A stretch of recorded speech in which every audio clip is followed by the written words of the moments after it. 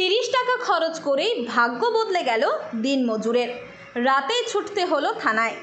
জানা গেছে, রামশাই গ্রাম পঞ্চায়েতের কাউয়াগাব এলাকার বাসিন্দা বিপিন রায় সারাদিন দিনমজুরি খেটে ক্লান্ত শরীরে ফিরছিলেন বাড়ি।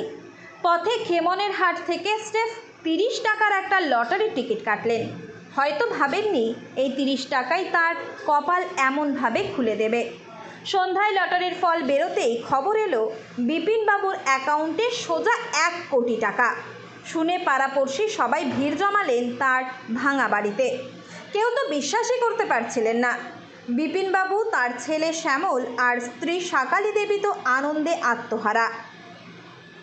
ময়নাগুড়ি থানায় টিকিট জমা দিয়ে আসার পর বিপিনবাবু হাসতে হাসতে বললেন, নিজের একটা পাকা বাড়ি ছিল না, এখন সবার আগে একটা ভালো বাড়ি বানাবো, আর বাকি টাকা ছেলে মেয়েদের কাছে যেন হাত পাততে না হয়, তাই সব বউয়ের আর আমার নামে ব্যাংকে রেখে দেব। দিনমজুর বিপিন এখন কোটিপতি বিপিন। তার এই ঘটনায় গোটা এলাকাতেই যেন উৎসবের মেজাজ। ভাগ্যিস 30 টাকা দিয়ে সেদিন টিকিটটা কেটেছিলেন। কাকা, আপনি আজকে কি পাইলেন? একটা লটারি নিয়ে 30 টাকা দিয়ে তো 1 কোটি টাকা লাগিয়েছে। কোথায় লটারিটা নিয়েছিলেন? খামানা হাটে। খামানের হাট? হ্যাঁ। আচ্ছা, কতটা লটারিতে 1 কোটি পেয়ে কতটা খুশি হলেন? ভালো খুশি মনটা। খুশি। আচ্ছা, এই টাকাটা যে পেলেন, এই টাকা দিয়ে কি করবেন ভাবছেন এখন? ঘর বাড়ি করতে আসি। আর এতদিন আপনি কি কাজ করতেন? বা মিষ্টির দোকানে কাজ করি। মিষ্টির দোকানে কাজ করেন। আপনার নাম? বিপিন রায়। বাড়ির জায়গাটার নাম? কাউয়াগাব। কাউয়াগাব গ্রামাঞ্চল? অঞ্চলের নাম কি? রামশাই।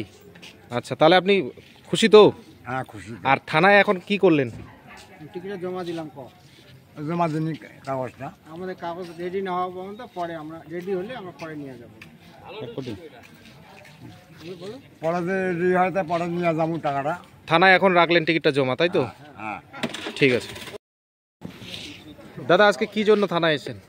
থানায় আমার দোকানে একজন স্টাফ 1 কোটি টাকা পাচ্ছে 6টার টিকিটে। উনি বলতেছে চলো থানায়, টিকিটটা জমা দিতে হবে, আপনাকে যাইতে হবে, ওর জন্য নিয়ে আসছি ওনাকে। আপনার দোকানে কাজ করে? আমার দোকানে কাজ করে।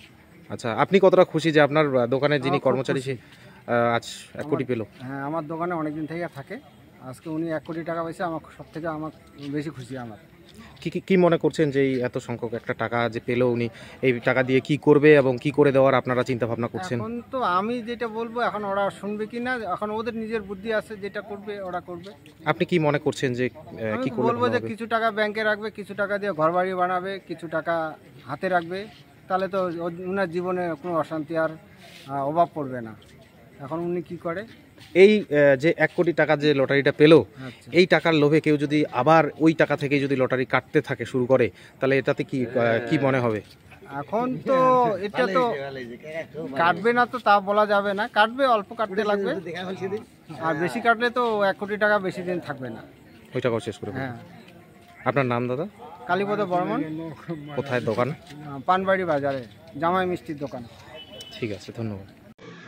ময়নাগুড়ি থেকে রঞ্জন সাহার রিপোর্ট, নয়া জামানা।